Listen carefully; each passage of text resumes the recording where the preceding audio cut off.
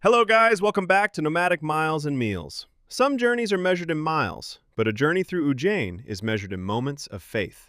After traveling from Chandigarh to Ujjain, our spiritual day begins in the morning at the powerful Kal Bhairav Temple, seeking blessings before exploring the sacred city of Mahakal. As evening arrives, we head to the banks of the holy Shipra River for the Shipra Arti.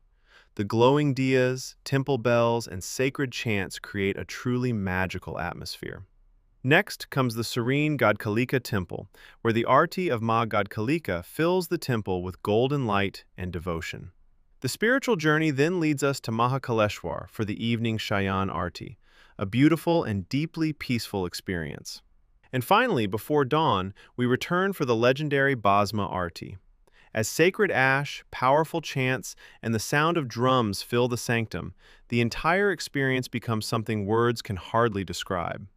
From Kal Bhairav to Mahakal, Ujjain isn't just a destination, it's an experience of faith that stays with you. Like, share, and subscribe to Nomadic Miles and Meals for more journeys and unforgettable experiences. See you in the next adventure.